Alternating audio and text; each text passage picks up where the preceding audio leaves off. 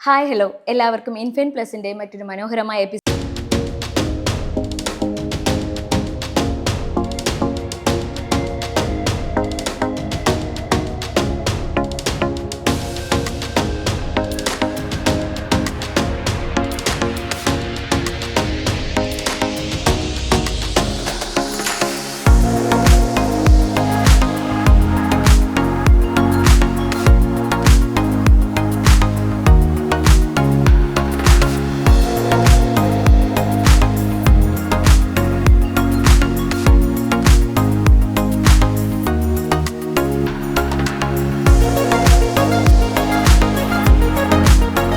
ഇന്ന് നമ്മളോടൊപ്പം ജനപ്രിയ പരമ്പരയായ ഉപ്പും മുളകിലെ ഗൗരിയാണ്. ഗൗരി, നമസ്കാരം. നമസ്കാരം. എന്തൊക്കെയാണ് പുതിയ വിശേഷങ്ങൾ? വിശേഷം വലുതായിട്ടൊന്നുമില്ല, നോർമലി എപ്പോഴുള്ള പോലെ തന്നെയാണ്. ഉപ്പുമുളക് ചെയ്യുന്നു, പിന്നെ ഓഡിഷൻസ് പോകുന്നു, അങ്ങനെയൊക്കെ. നല്ലൊരു നർത്തകിയാണ്, നൃത്തത്തെ ഒത്തിരി ഇഷ്ടപ്പെടുന്ന ആളാണ്. അതെ. എന്നാൽ മേക്കപ്പിനോട് ഒട്ടും താല്പര്യമില്ലാത്ത ആളാണ്. അപ്പോൾ ഈ അഭിനയം എന്ന് പറയുന്ന മേഖലയിലേക്ക് വരുമ്പോൾ മേക്കപ്പിന് ഇഷ്ടമല്ലാത്ത ഒരാൾ എങ്ങനെയാണ് അഭിനയത്തെ പാഷനായി കാണുന്നത്? ഫസ്റ്റ് ഓഫ് ഓൾ മേക്കപ്പ് ഇഷ്ടമില്ലാത്തതല്ല, മേക്കപ്പ് എനിക്ക് ആ സ്കില്ല് വർക്കാവാത്തതാണ്. ഞാൻ അതിനു വേണ്ടി ഒരുപാട് ടൈം സ്പെൻഡ് ചെയ്യാറില്ല. പിന്നെ അഭിനയം എന്ന് പറയുന്നത് like I do believe in talents.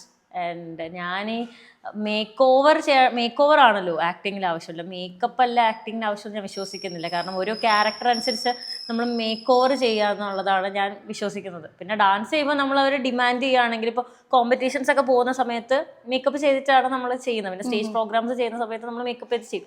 Demand ചെയ്യുകയാണെങ്കിൽ ചെയ്യും. പക്ഷെ അല്ലാണ്ട് ഞാനായിട്ട് നടക്കുമ്പോൾ എനിക്ക് അതൊന്നും ചെയ്യാൻ ഞാനായിട്ട് നടക്കാനാണ് ഇഷ്ടം. വീട്ടിൽ ആരൊക്കെയുണ്ട്? വീട്ടിലെ വിശേഷങ്ങൾ എന്തൊക്കെയാണ്? വീട്ടില് അച്ഛനമ്മ, അനിയത്തി, ചേച്ചി, അപ്പൂപ്പൻ. വലിയ കുടുംബമാണ്. വലിയ ചെറിയ കുടുംബം. വിശേഷം എന്ന് പറഞ്ഞാൽ ഒന്നുമില്ല, സെയിം നോർമൽ ഒരു മിഡിൽ ക്ലാസ് ഫാമിലി പോകുന്നൊരു ലൈഫ്, അത്രേ ഉള്ളൂ. ഏത് പ്രായത്തിലാണ് എനിക്ക് അഭിനയിക്കണം അല്ലെങ്കിൽ എനിക്ക് എൻ്റെ പാഷൻ ഇതാണെന്ന് തോന്നിയത്? അഭിനയിക്കാൻ എനിക്ക് വളരെ ചെറുതിൽ ഇഷ്ടമാണ്. ശരിക്കും പറഞ്ഞാൽ എനിക്കൊരു 9 മാസം ഉണ്ടായിരുന്ന സമയത്ത് ശ്രീകുമാരൻ തമ്പി സാറിൻ്റെ അക്കരപ്പച്ച എന്ന് പറയുന്ന സീരിയലിൽ ഞാൻ ചെയ്തിട്ടുണ്ടായിരുന്നു എന്നാണ് അച്ഛൻ പറയുന്നത്. അത് കഴിഞ്ഞിട്ട് അദ്ദേഹത്തിൻ്റെ ഒരു 2 സീരിയൽ ഞാൻ ആ സമയത്ത് ഭയങ്കര കുഞ്ഞായിരിക്കുമ്പോൾ ചെയ്യുമല്ലോ, അങ്ങനെ ചെയ്തിട്ടുണ്ട്. അതിനുശേഷം പിന്നെ ഞാനൊരു ഫസ്റ്റ് സ്റ്റാൻഡേർഡൊക്കെ ആയിരുന്ന സമയത്തൊരു ആൽബം ചെയ്തിട്ടുണ്ടായിരുന്നു.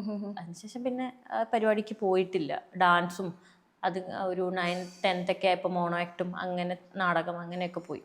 അതിനുശേഷം പിന്നെ ഇങ്ങനെ ആഗ്രഹമുണ്ട്. കാരണം ഉള്ളിലുള്ള ആഗ്രഹമാണല്ലോ, അഭിനയിക്കണം എന്നുള്ള ആഗ്രഹമാണല്ലോ. പക്ഷെ അത് വരേണ്ട വഴി എനിക്ക് അറിയാത്തത് കൊണ്ട്, അതെങ്ങനെ പോകണം എന്ന് അറിയാത്തത് കൊണ്ടും, ഇതിൽ കുറേ ലൂപ്പ് ഹോൾസ് ഉള്ളത് കൊണ്ടും നമ്മൾ ഭയങ്കര കെയർഫുൾ ആയിരിക്കണമല്ലോ. അപ്പോൾ അങ്ങനെയൊക്കെ വന്നപ്പോൾ കോളേജൊക്കെ ആയപ്പോൾ അവസാനം വേണ്ടാന്ന് വരെ വെച്ചതാണ്. പക്ഷേ സ്റ്റിൽ നമ്മൾ ഇന്റേണലി നമുക്ക് അതിനോട് ഭയങ്കര ഒരു പാഷൻ കിടക്കുമ്പോൾ നമുക്കത് ചെയ്യാൻ തോന്നും. അങ്ങനെ ആക്ച്വലി ഫസ്റ്റ് പ്രയോറിറ്റി എന്താണെന്ന് ചോദിച്ചു കഴിഞ്ഞാൽ അഭിനയമാണ്. ഉറപ്പായിട്ടും. ഓക്കെ, വളരെ സ്റ്റുഡിയസ് ആയിട്ടുള്ള ഒരു ചൈൽഡാണ് ഗൗരി. അപ്പോൾ അക്കാഡമിക്സിൽ എപ്പോഴെങ്കിലും എന്തെങ്കിലും ഒരു പ്രൊഫഷണൽ ഡിഗ്രി എടുക്കണമെന്നോ അല്ലെങ്കിൽ അതിനെ ഒരു കരിയറായിട്ട് വേണമെന്നൊന്നും ഒരിക്കലും തോന്നിയിട്ടില്ല? ഇല്ല, എനിക്ക് ഇപ്പം അതെന്ത് കാര്യമായാലും പഠിക്കുന്ന കാര്യം നീറ്റായിട്ട് പഠിക്കണം. അതും മറ്റുള്ളവർക്ക് ഉപയോഗം ഉണ്ടാവണം. ഇപ്പം ഞാൻ നന്നായി പഠിച്ചത് കൊണ്ടാണ് ഇപ്പോൾ വേറെ ആരെങ്കിലും എന്നോട് ചോദിക്കുമ്പോൾ എനിക്ക് അതിനെപ്പറ്റി എന്തെങ്കിലും പറഞ്ഞു കൊടുക്കാൻ പറ്റുന്നത്. ഇപ്പം ഞാൻ ഭയങ്കര റിലേറ്റ് ചെയ്ത് പഠിക്കുന്ന ആളാണ്, മഗപ്പ് ചെയ്യാത്ത ആളാണ്. ഞാൻ എപ്പോഴും കണക്ട് ചെയ്ത് പഠിക്കുന്ന ആളാണ്. സോ എവിടെയെങ്കിലും പോയാലും ഞാൻ ഇടയ്ക്ക് എൻ്റെ ഫ്രണ്ട്സിനോട് പുറത്തു പോയാലോ അല്ലെങ്കിൽ അങ്ങനെയൊക്കെ പോകുമ്പോൾ ഇത് അങ്ങനെയല്ലേ, ഞാൻ ഇങ്ങനെ കണക്ട് ചെയ്തു. ഈ ക്ലാസ് ഒന്ന് നിർത്തുമോ എന്ന് ചിലവർ എന്നോട് പറയാറുണ്ട്. അപ്പോൾ എനിക്ക് അങ്ങനെ കണക്ട് ചെയ്ത് പഠിക്കാൻ ഇഷ്ടമാണ്. ഞാൻ പഠിപ്പിക്കാൻ പോകുമ്പോഴും എനിക്ക് അങ്ങനെ കണക്ട് ചെയ്ത് പഠിപ്പിക്കാനും ഇഷ്ടമാണ്. ടീച്ചിങ് എനിക്ക് ഭയങ്കര ഇഷ്ടമാണ്. അതിപ്പോൾ ഡാൻസ് ആയാലും എനിക്കറിയാമെന്നുള്ളത് ഞാൻ സ്പ്രെഡ് ചെയ്യും. പിന്നെ അതുപോലെ തന്നെ ഇപ്പോൾ സ്കൂളിൽ പഠിച്ച കാര്യങ്ങളായാലും ഞാൻ വായിക്കുന്ന കാര്യങ്ങളായാലും എനിക്ക് ഒരുപാട് ഷെയർ ചെയ്യാൻ ഇഷ്ടമാണ്. സോ പഠിക്കുമ്പോൾ നമുക്ക് എപ്പോഴും ഒരു ഔട്ട്പുട്ട്, നമ്മളൊരു ഇൻപുട്ട് ഉണ്ടാക്കിയിട്ട് ഒരു ഔട്ട്പുട്ട് കൊടുക്കാൻ പറ്റുള്ളൂ. സോ അതുകൊണ്ട് എനിക്ക് പഠിക്കാൻ ഇഷ്ടമാണ്. അല്ലാണ്ട് ഇപ്പോൾ ഫോറൻസിക് എടുത്ത് എല്ലാവരും ചോദിച്ചു എന്തുകൊണ്ടാണ് എടുത്തതെന്ന്. എനിക്ക് ആദ്യം ഫിസിക്സ് എടുക്കാനായിരുന്നു ഇഷ്ടം. കാരണം എനിക്ക് ഫിസിക്സ് ഭയങ്കര ഇഷ്ടമാണ്. സ്കൂളിൽ അത്യാവശ്യം നന്നായി ഫിസിക്സിനെ സ്കോർ ചെയ്തുകൊണ്ടിരുന്നതാണ്. അപ്പോൾ എനിക്ക് ഫിസിക്സിന് തന്നെ യൂണിവേഴ്സിറ്റി കോളേജ് ട്രിവാൻഡ്രത്ത് കിട്ടിയതുമാണ്. സോ അന്ന് എന്തോ കാരണം കൊണ്ട് വീട്ടിൽ നിന്ന് അവിടെ പോകണ്ട പറഞ്ഞു. അപ്പം ഞാൻ വേറെ നോക്കിയപ്പോൾ ഒരു പ്രൊഫഷണൽ കോഴ്സായിട്ട് ഒരു ഹോണേഴ്സ് ഡിഗ്രി ഫോറൻസിക് ഉള്ളത് കൊണ്ട്, സോ അത് ഇതുവരെ അറിയാത്തതാണല്ലോ, കൂടുതൽ അറിയാൻ പറ്റുമല്ലോ. അപ്പോൾ അത് കുറച്ചും കൂടി രസമായിരിക്കും എന്ന് പറഞ്ഞിട്ടാണ് അത് പഠിക്കാൻ പോയത്. പിന്നെ മെയിൻലി ഒരു കാര്യം പറഞ്ഞാൽ എനിക്ക് വീട്ടിൽ നിന്ന് മാറി നിൽക്കണം. അത് കൊച്ചിയിലാണ് കോഴ്സ്. സോ അങ്ങോട്ട് പോവാം, പുതിയ എക്സ്പോഷർ കിട്ടും. ഞാൻ വീട്ടിൽ നിന്ന് അങ്ങനെ മാറി നിന്ന് അധികം പഠിച്ചിട്ടില്ലായിരുന്നു. സോ എനിക്ക് അങ്ങനെ മാറണം എന്ന് തോന്നി, അങ്ങനെ പോയതാണ്. അതായത് ഞാൻ ഫോറൻസിക് പഠിച്ചിറങ്ങുന്ന സമയത്ത് എൻ്റെ കൂടെയുള്ള എല്ലാവരും അടുത്തെന്ത് ചെയ്യണമെന്ന് വെൽ പ്ലാൻഡ് ആയിരുന്നു. ഞാൻ മാത്രം എനിക്ക് ഡാൻസിൽ ഡിപ്ലോമ ചെയ്യണോ, സിവിൽ സർവീസ് പഠിക്കണോ, ആക്ടിങ് പോകണം എന്നൊക്കെ ഉള്ളൊരു ഡിലമയിൽ നിന്ന് പെട്ടെന്ന് എടുത്ത ഡിസിഷൻസ് ആണ് അതിനുശേഷം വന്നതെല്ലാം. വീട്ടില് അനിയത്തിയുണ്ട്. അനിയത്തിയായിട്ടുള്ള റിലേഷൻഷിപ്പ് എങ്ങനെയാണ്? കൂട്ടുകാരെ പോലെയാണോ? പിന്നെ എൻ്റെ ബെസ്റ്റ് ഫ്രണ്ടാണ്. ഞാൻ എല്ലാം ഷെയർ ചെയ്യുന്ന, എനിക്ക് ഭയങ്കര ട്രസ്റ്റ് ചെയ്യാൻ പറ്റുന്ന വളരെ ഫ്യൂ ആൾക്കാരിൽ ഏറ്റവും ബെസ്റ്റ് ആണ് എൻ്റെ അനിയത്തി. പിന്നെ സ്കൂളിംഗ് ഒക്കെ എവിടെയായിരുന്നു? സ്കൂളിംഗ് ഞാൻ 6th വരെ ട്രിവാൻഡ്രം വഴുതക്കാട് കാർമൽ ഗേൾസിലായിരുന്നു. 7 to 12th ഞാൻ പഠിച്ചത് ചിന്താലയ വിദ്യാലയം നെയ്യാർട്ടം കള്ളിക്കാടിനാണ്. അപ്പം ചിന്താലയ വിദ്യാലയം അധികം ആർക്കും അങ്ങനെ അറിയില്ല. കാർമൽ ഗേൾസിനെ എല്ലാവർക്കും അറിയാമായിരിക്കും, കാരണം അത്രയും വലിയ വളരെ ഫേമസ് ആയിട്ടുള്ള ഒരു സ്കൂൾ. എൻ്റെ കലോത്സവം മെമ്മറി, ഞാൻ സ്റ്റേറ്റ് ആണല്ലോ അവിടെ പഠിച്ചത്. അപ്പം മെമ്മറീസും പിന്നെ ഒരുപാട് ഹാർഡ് വർക്ക് ചെയ്തു. അവിടെ ഞാൻ ക്ലാസ്സിൽ കയറാറേയില്ല, ഫുൾ ടൈം കലോത്സവം എന്ന് പറഞ്ഞ് നടന്നതാണ്. അപ്പോൾ ഒരുപാട് ഫോളോവേഴ്സും ഉണ്ടായിരുന്നുണ്ടാവും ആ സമയത്ത്. ആ സമയത്ത് 6th വരെ ഉള്ളൊരു ടൈം പീരീഡ് ആണ്. അപ്പം ഞാൻ പഠിച്ച സ്കൂളിലാണ് നമിത ഉണ്ടായിരുന്നത്. നമിതയുടെ സിസ്റ്റർ എൻ്റെ ക്ലാസ്സിലായിരുന്നു. അപ്പം നമിതയൊക്കെ അന്ന് സിനിമയിൽ വരുമ്പോൾ എനിക്ക് വാവ്, ജയലക്ഷ്മി ചേച്ചി, നമിത, അവരൊക്കെ. നമിത ആദ്യം ലാൽ ജോസൻ സാറിൻ്റെ പടത്തിൽ പുള്ളിക്കാരി ചെയ്യുന്നു. സിനിമയുടെ പേര് ഞാൻ മറന്നുപോയി, നിവിൻ പോളിയുടെ കൂടെയാണ് ചെയ്യുന്നത്. അപ്പോൾ നമ്മളെ സ്കൂളിലൊക്കെ വലിയ ആർട്ടിസ്റ്റ്, അങ്ങനെ നമുക്ക് ഭയങ്കര, കാരണം നമ്മൾ ആഗ്രഹിക്കുന്ന ഒരു ഫീൽഡ് നമ്മളെ സ്കൂളിൽ നിന്ന് പോകുമ്പോൾ നമുക്ക് ഭയങ്കര പ്രൗഡാണ്. സ്റ്റിൽ ഞാൻ പുള്ളിക്കാരിയുടെ വീഡിയോസ് കാണുമ്പോൾ ഞാൻ പറയും എൻ്റെ സ്കൂളിലെ ചേച്ചിയായിരുന്നു.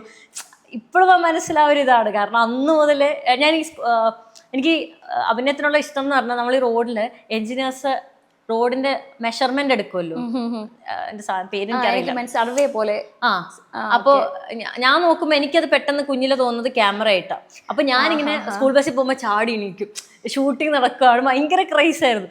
പിന്നെ റിയലൈസ് പറഞ്ഞറിയുന്ന അതല്ല, അത് ഈ മെഷർമെന്റ്, റോഡിന്റെ മെഷർമെന്റ് എടുക്കാൻ വെക്കാത്ത സാധനമാണ്. അത്രയൊക്കെ ഇഷ്ടമായിരുന്നു. പിന്നെ ഇത്രയും പാഷനേറ്റ് ആയിട്ടുള്ള ഒരാൾ ഈ ഒരു ഇൻഡസ്ട്രിയിലേക്ക് വരുമ്പോൾ വേറെ ഒരു ഈ പറഞ്ഞ പോലെ സപ്പോർട്ടിങ് സിസ്റ്റം ഇല്ല, മുമ്പ് ഇതിൽ ഇൻഡസ്ട്രിയിൽ ആരെയും പരിചയമില്ല. അപ്പോൾ എപ്പോഴെങ്കിലും ഒരിക്കലും വേണ്ടാത്തൊരനുഭവം അല്ലെങ്കിൽ ഇഷ്ടപ്പെടാത്തൊരു അനുഭവം ഉണ്ടായിട്ടുണ്ടോ? അങ്ങനെ ഒന്നാമത്തെ കാര്യം എന്ന് പറഞ്ഞാൽ, ഞാനിപ്പോൾ എന്തെങ്കിലും ചൂസ് ചെയ്യുന്നതിന് മുന്നേ ഒരുപാട് ചിന്തിക്കും. പിന്നെ എനിക്കിഷ്ടപ്പെടാത്തത് എവിടെ നിന്നുണ്ടായാലും അതിൻ്റെ ബിഗിനിങ് സ്റ്റേജിലെ ഞാൻ പ്രതികരിക്കും.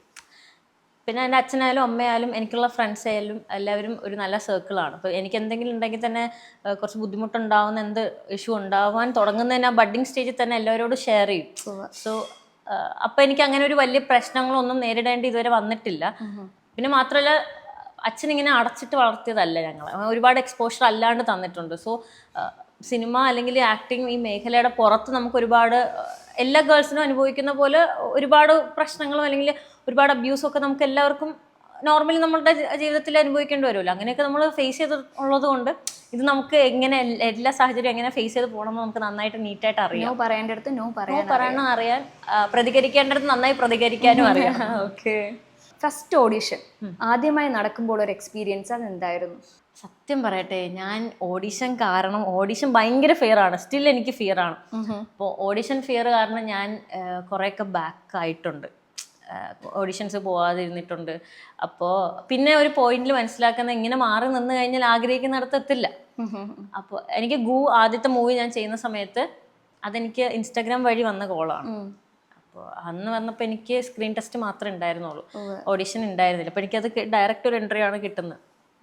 അപ്പോൾ അവിടെ ചെന്നിട്ട് അത് വലിയ റോളില്ല പറഞ്ഞ ഒരു ചെറിയ സീനിന് വിളിച്ചിട്ടാണ് പിന്നെ റോൾ എക്സ്റ്റെൻഡ് ചെയ്യുന്നത്. ഭയങ്കര താങ്ക്ഫുൾ ആട്ടോ അവരോടൊക്കെ, എനിക്ക് കുറച്ച് കൂടുതൽ പോർഷൻസ് ആഡപ്പ് ചെയ്യുന്നതും അങ്ങനെ ഒരു എക്സ്പീരിയൻസ് കിട്ടുന്നത്. അതിനുശേഷം രണ്ടാമത് മുറ ചെയ്യുന്ന സമയത്ത് എനിക്ക് ഓപ്പൺ ഓഡിഷൻ അല്ലായിരുന്നു, ക്ലോസ്ഡ് ഓഡിഷൻ ആയിരുന്നു. അപ്പോൾ അന്ന് പോയപ്പോൾ ക്രൂ മെമ്പേഴ്സ് എല്ലാവരും ഉണ്ടായി. ഞാൻ ആദ്യമായിട്ട് ചെന്ന് വിറയ്ക്കുമായിരുന്നു, ലിറ്ററലി. ചെയ്യുന്നുണ്ട്, ബട്ട് സ്റ്റിൽ നമ്മൾ ഭയങ്കര കോൺഫിഡൻ്റ് ആയിട്ട് ചെയ്യുമ്പോഴും ഉള്ളിൽ ആ ടെൻഷനോട് ചെയ്യുമ്പോഴും രണ്ടാണ്. നമുക്ക് ഉള്ളിൽ അത് നമുക്ക് അത്രയും ഫീൽ ചെയ്യാൻ പറ്റും. പക്ഷെ ചെയ്തു അങ്ങനെ.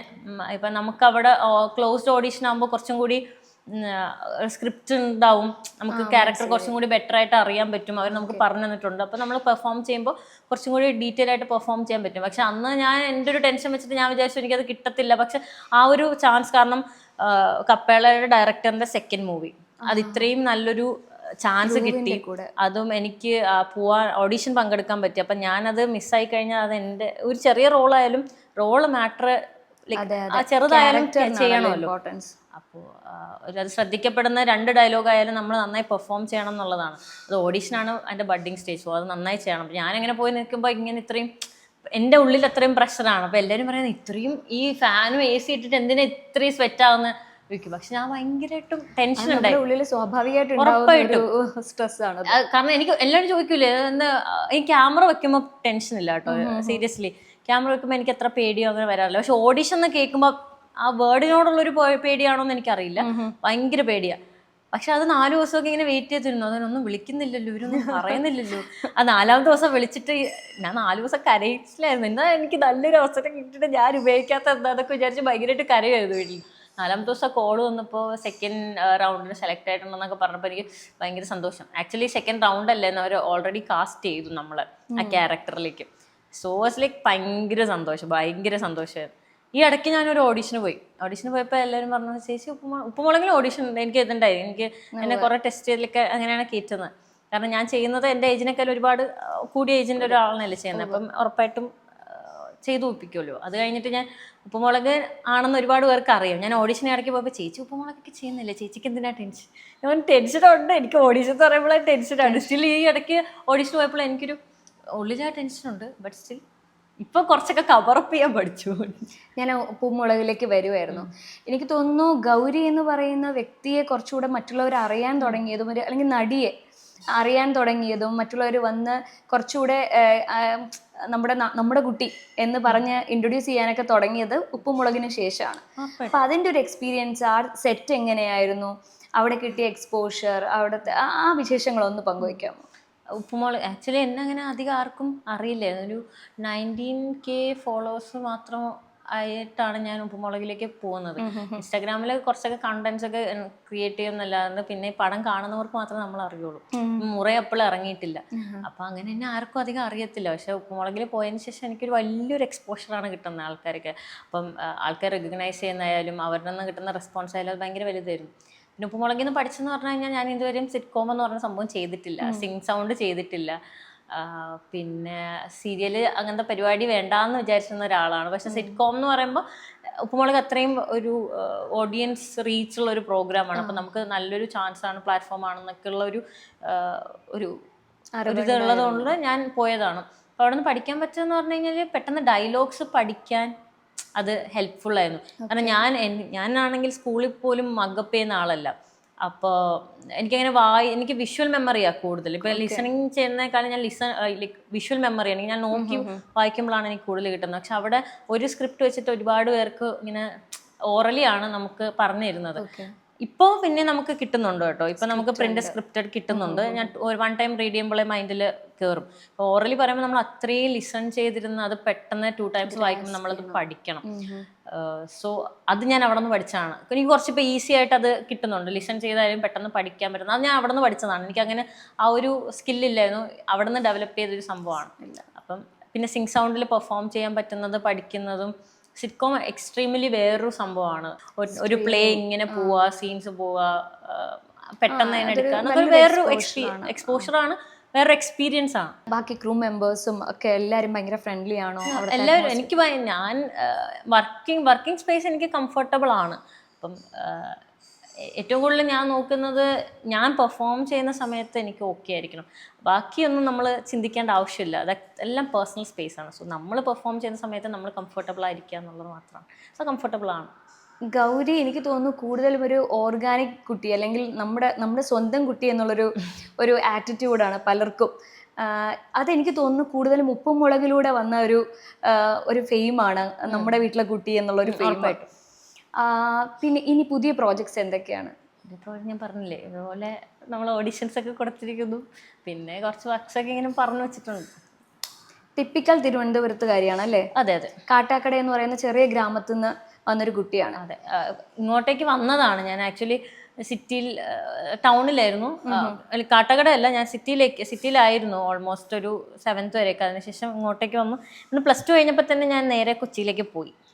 ഓക്കെ. പിന്നെ കൊച്ചി, അത് കഴിഞ്ഞ് പിന്നെ ഞാൻ കുറേ വർക്ക് ചെയ്തത് ഞാൻ ടെക്നോ പാർക്കിലാണ്. സോ പഠിച്ച് വന്ന 1 ഇയർ ഇവിടെ ഇരുന്നതിന് ശേഷം പിന്നെ ഞാൻ സിറ്റിയിലേക്ക് വെസ്റ്റ് ഫോർട്ടിലേക്ക് മാറി.